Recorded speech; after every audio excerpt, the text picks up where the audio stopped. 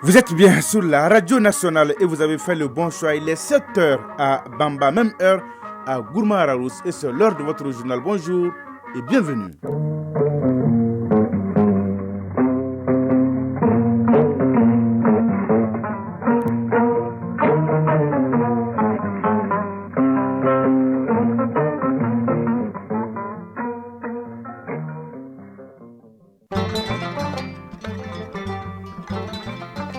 Dans l'actualité, première édition de ce mardi 12 septembre 2023. Tout d'abord, la couleur du temps sur Bamako et environ 23 degrés ce matin. Des orages accompagnés des pluies, c'est sûr, à 60%, humidité 67%, du vent 11 km à l'heure et la maximale attendue est de 34 degrés.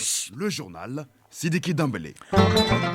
Mesdames et messieurs, à la une de cette édition, des émissaires du président de la transition au Burkina Faso et au Niger, message de soutien et d'engagement à trouver des réponses aux défis de sécurité, de développement et de souveraineté, des messages portés par le ministre d'État, le colonel Abdoulaye Maïga. Nous ferons le point avec nos envoyés spéciaux dès le début de ce journal.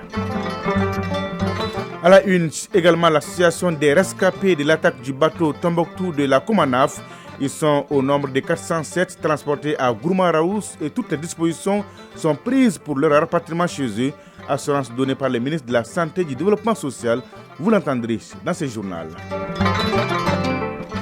L'actualité internationale, c'est l'affaire de Batraoré. Il est là avec moi dans ce studio. Bonjour Batraoré. Bonjour Sidiki Dambélé. De quoi va-t-on parler ce matin? Des milliers de morts enregistrés dans l'Est libyen suite à des inondations. À Madagascar, l'intérim présidentiel sera assuré par le Premier ministre pendant la campagne électorale, ce qui provoque le mécontentement de l'opposition. Journée de tension aujourd'hui en Israël où la Cour suprême examine un texte controversé de la réforme de la justice.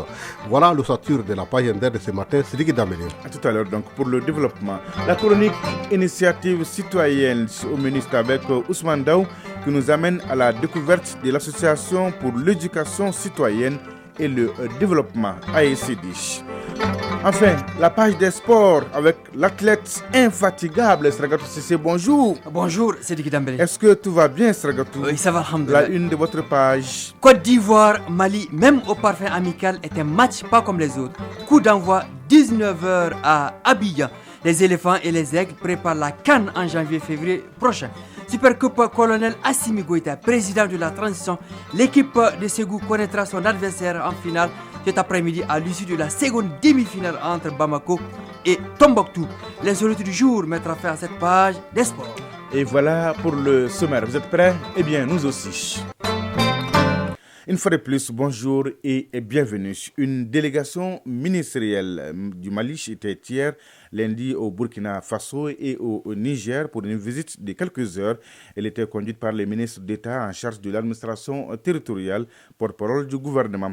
Avec son collègue des affaires étrangères et de la coopération internationale, le colonel Abdoulaye Maïga était porteur d'un message du président de la transition, le colonel Assimi Goïta, à ses homologues du Faso et du Niger. Il faut dire que les trois chefs d'État ont une parfaite identité de vue sur les défis du moment et entendent renforcer davantage leur concertation pour y apporter des solutions idoines et durables. Les récits de nos envoyés spéciaux à Ouaga et à Niamey, Bourama Traoré et à Boukouni.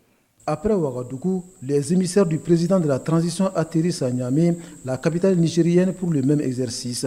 Au palais présidentiel nigérien, ils sont reçus par le général Abdourahmane Tchani, président du comité national pour la sauvegarde de la patrie. Naturellement, la situation sécuritaire et politique dans les deux pays est en première ligne des sujets évoqués, mais pas seulement. Colonel Abdoulaye Maïga, ministre d'État en charge de l'administration territoriale et de la décentralisation, porte-parole du gouvernement. Nous étions porteurs d'un message de haute importance de la part de son Excellence le colonel Assimi Goïta, président de la transition, chef de l'État, à son frère et homologue, le général Tchani, président du Conseil national pour la sauvegarde de la patrie, et chef de l'État du Niger.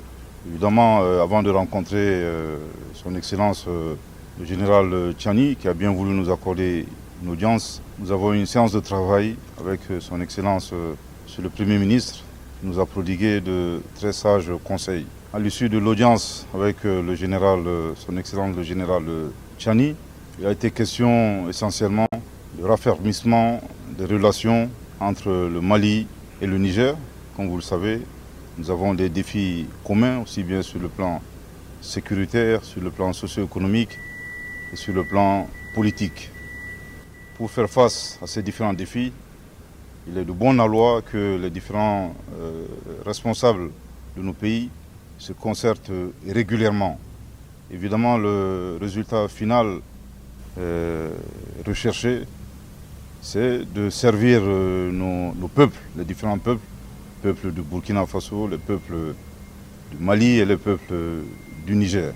Avant le palais présidentiel, une séance de travail a réuni Maliens et Nigériens au cabinet du Premier ministre. Sur la table de discussion, les mêmes défis et la même volonté de travailler ensemble pour réussir ensemble.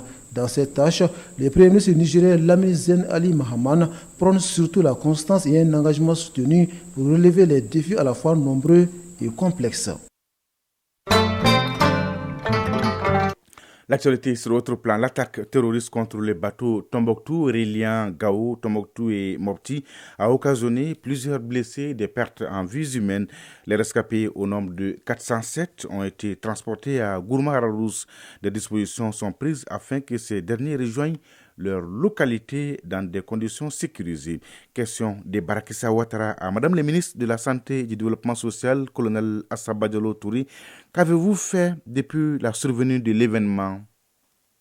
Depuis la survenue de l'événement, en fait, les autorités ont tout mis en œuvre pour la gestion de la situation en collaboration avec les autorités à différents niveaux, avec les communautés et avec les partenaires. Des mesures ont été prises pour l'évacuation et la prise en charge de tous les blessés au niveau de Gao et au niveau de Gourma-Arous. C'est le lieu pour moi de remercier toutes les communautés, surtout les communautés riveraines, pour avoir apporté le secours, pour leur hospitalité envers ces victimes. À la date d'aujourd'hui, nous comptons 407 rescapés au niveau de Gourma-Arous, 21 blessés pris en charge à l'hôpital régional de Gao. Et pour les personnes décédées, les investigations sont toujours en cours pour faire le compte et donner un bilan définitif. Le président de la transition, chef de l'État, le colonel Assimi Goïta, a donné des instructions pour que toutes les dispositions soient prises afin que ces rescapés puissent regagner leur localité dans la plus grande sécurité. Et je voudrais, au nom de toutes les autorités, rassurer ces populations que d'autres mesures seront prises pour la sécurisation des personnes et de leurs biens. Le colonel Assaba Diallo Touré, ministre de la Santé et du Développement social. Les chiffres du jour, notez bien 700, oui, c'est 700 jeunes recrutés par le commissariat à la sécurité alimentaire et ses partenaires pour mener des enquêtes nationales sur la sécurité alimentaire et nutritionnelle. Enquête lancée à travers un atelier de formation de ces jeunes enquêteurs. L'objectif de l'enquête, in fine, est de collecter des informations fiables et récentes pour la mise en œuvre du cadre harmonisé prévu du 6 au 11 novembre 2023. Première étape, précise notre reporter Mariam Kouni. La première étape de l'enquête nationale de sécurité alimentaire et de nutrition vient d'être lancée. Ils sont 700 jeunes diplômés qui seront formés.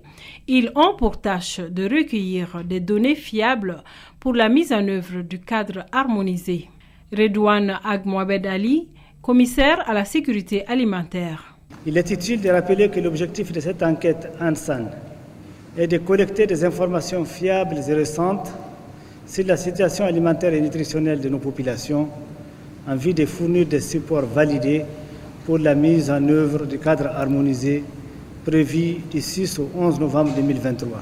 Depuis quelques années, cette étude est devenue le socle, sinon le principal outil d'aide à la décision pour le gouvernement et ses partenaires en matière de la sécurité alimentaire et nutritionnelle.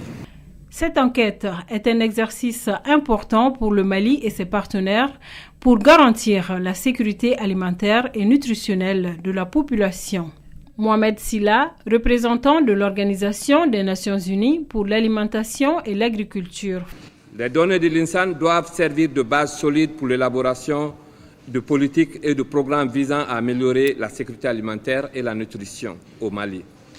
La FAO s'engage à apporter son expertise et son soutien pour garantir que les données soient utilisées de manière efficace pour améliorer la vie des populations, surtout les plus vulnérables à l'insécurité alimentaire et nutritionnelle. Ibrahima Diallo, représentant du Programme alimentaire mondial. Pour l'année 2023, l'appui du PAM et du cluster sécurité alimentaire au renforcement du système d'alerte précoce sera concrétisé à travers un appui financier de plus de 660 millions de francs CFA. Pour le présent cycle des enquêtes nationales du SAP de septembre à novembre 2023, l'appui du PAM et du cluster sécurité alimentaire est estimé à plus de 400 millions de francs CFA. Les futurs enquêteurs seront outillés pour une meilleure maîtrise méthodologique en vue d'un bon déroulement des activités sur le terrain.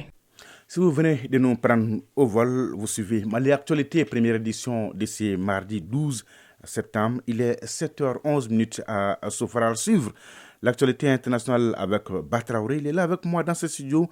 La chronique Initiative citoyenne avec Ousmane Dao et la page des sports avec l'athlète des jours et des nuits, Sragatou Sissi. Bonjour Batraoré. Bonjour Sidi Dameli. L'actualité hors de nos frontières au Maroc, à proximité de l'épicentre du séisme, des villages dévastés et des paysages de désolation, Batraoré. Oui, plus de 48 heures après le séisme qui a secoué une partie du Maroc, les secouristes s'activent toujours pour retrouver d'éventuels survivants. Le dernier bilan communiqué hier par le ministère marocain de l'Intérieur fait état de 2862 morts et 2562 blessés. Le tremblement de terre survenu dans la nuit du 8 au 9 septembre a dévasté des villages entiers au sud-ouest de Marrakech dans les montagnes du Haut Atlas. Ouais, bilan très lourd, 2862 morts et 2562 blessés.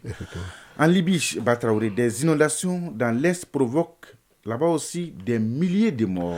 La tempête Daniel, après la Grèce, la Turquie et la Bulgarie a fortement affecté la Libye. C'est spécifiquement l'Est du pays qui a été affecté et surtout la région Al-Jabal Al-Aqda composée de plusieurs villes. Les deux barrages situés au-dessus de la ville ont cédé sous la pression de l'eau, provoquant d'importants dégâts matériels et surtout humains, a affirmé l'un des membres du conseil municipal de Darna. Direction Madagascar, l'intérim présidentiel par le Premier ministre pendant la campagne électorale fait des mécontents. Oui, hier, les 13 candidats malgaches à l'élection présidentielle ont effectué le tirage au sort de leur numéro officiel qui apparaîtra sous le bulletin unique et les panneaux d'affichage pendant la campagne électorale. Ce tirage au sort opéré à la CENI devant huissier a presque été éclipsé par l'apparition d'une nouvelle contestation, celle concernant l'intérim du président de la République, assuré non par le président du Sénat, comme le stipule la Constitution, mais par le Premier ministre et un gouvernement collégial. Réforme de la justice en Israël, la rue ne décolère pas du tout avant une journée cruciale, Batraoré. C'est une énième manifestation contre la réforme de la justice en Israël. Des milliers de protestataires se sont rassemblés hier soir à Jérusalem. L'objectif est de soutenir la Cour suprême à la veille d'une journée cruciale. En effet, la Cour suprême examine ce mardi l'annulation d'un texte décrié de la réforme de la justice en Israël. Merci Batraoré pour toutes ces informations. On est très bien servi. Bonjour Sragatou Sissé. Bonjour Sidi Dameli. Est-ce que tout va bien Sragatou? Ça va, alhamdulillah. Donnez-nous l'heure, la bonne et la vraie heure. Il est 7h14 à Sanankoroba. On se retrouve juste après les jingles.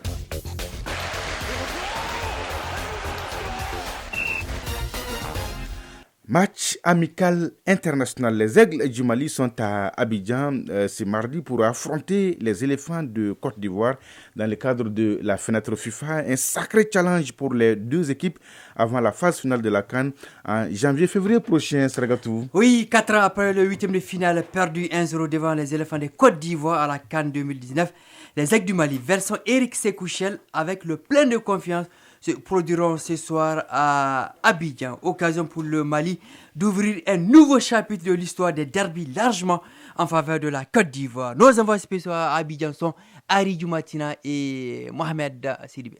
Après avoir bouclé en beauté les éliminatoires de la CAN 2023 en Côte d'Ivoire, 4-0 contre le Soudan du Sud lors de la 6e et dernière journée, l'équipe nationale a dans son agenda un autre match. Il s'agit cette fois-ci de la rencontre amicale contre la Côte d'Ivoire, pays hôte de la prochaine phase finale de la CAN. Amari Traoré, capitaine des airs. On se prépare pour le mieux, on va faire un gros match. On va essayer de rendre fier notre peuple. Mais mes partenaires et moi, ils sont concentrés. C'est un match amical, on connaît le Mali, la Côte d'Ivoire, la rivalité on va dire, mais voilà, c'est de la bonne rivalité. Elie Sekouchel, sélectionneur national. Et moi particulièrement, on est axé que sur le football. On a bien sûr toujours avec en ligne de mire cette phase finale en janvier prochain. Voilà, donc le but c'est de découvrir un petit peu le contexte ici à Abidjan et en Côte d'Ivoire. Voilà, se rapprocher de nos supporters ici, faire un bon match avec tout ce que ça comporte au niveau de l'état d'esprit et bien sûr de continuer à progresser dans le projet de jeu. L'adversaire, la Côte d'Ivoire, est un véritable sparring partenaire qui regorge des joueurs qui jouent au top niveau tels que Ibrahim Sangaré, Franck Kessié, Sébastien Allaire. Se frotter à un tel calibre est vraiment un test grandeur nature. Elie Sekouchel, sélectionneur national. Là aujourd'hui, on est avec la Côte d'Ivoire qui est une grosse nation du football africain. Le mois prochain, on sera avec le Sénégal et l'Arabie Saoudite. Donc c'est bien, ça nous permet de nous préparer. 21 joueurs seront à la disposition du sélectionneur Elie Sekouchel. Alou Dieng est rentré dans son club en Égypte et Adama Traoré Malouda est blessé. Abidjan, Aldoumatina Mouer Sidibé pour l'ORTM. Oui, Seragatou, pronostic 2-1 pour le Mali. Alors il faut souligner que le coup d'envoi de cette rencontre Côte d'Ivoire-Mali, c'est ce mardi à 19h, à suivre d'ailleurs en direct et en exclusivité sur la radio nationale du Mali et sur ORTM 2. Plusieurs matchs à caractère amical sont au programme sur le continent. Sénégal, Algérie, Égypte, Tunisie, Afrique du Sud, RD Congo, Maroc, Burkina Faso et Ghana, Libéria. Vous avez bien dit 2-1. Pour le Mali. Ok, pour le Mali. Je confirme. On va fêter ça. Inch'Allah. Alors, fin ce soir des éliminatoires de la CAN à 2023 avec le sulfureux Cameroun-Burundi, Seragatou. Oui, ce sera à Garoua à partir de 19h temps universel. Le Cameroun, 2e 4 points et le Burundi, 3e 4 points. Ont le même goal average 0. Les Lions indoptables du Cameroun, tout comme les Hirondelles du Burundi, connaissent déjà l'enjeu du choc dans l'optique d'une qualification à la CAN. La Namibie, leader 5 points de ce groupe C, réduit à 3, a toutes les chances d'effectuer le voyage de la CAN. Pour l'instant, 22 pays sur 24 sont qualifiés. Le tirage au sort est prévu le 12 octobre 2023 à Abidjan, en Côte d'Ivoire. Des Lions face aux Hirondelles. Match à suivre. Supercoupe Colonel Assimi Goïta à suivre cet après-midi à Koulikoro au stade Mamadou Diarra H, la seconde demi-finale entre l'équipe de Bamako et celle de Tombouctou. Oui, première du groupe B, Bamako aura en face d'elle la teigneuse formation de Tombouctou, deuxième du groupe A. Coup d'envoi 16h au stade Mamadou Diarra H de Koulikoro pour une place en finale. Hier, lors de la première demi-finale, l'équipe de Ségou a écarté le CNT au tir au but 4-2.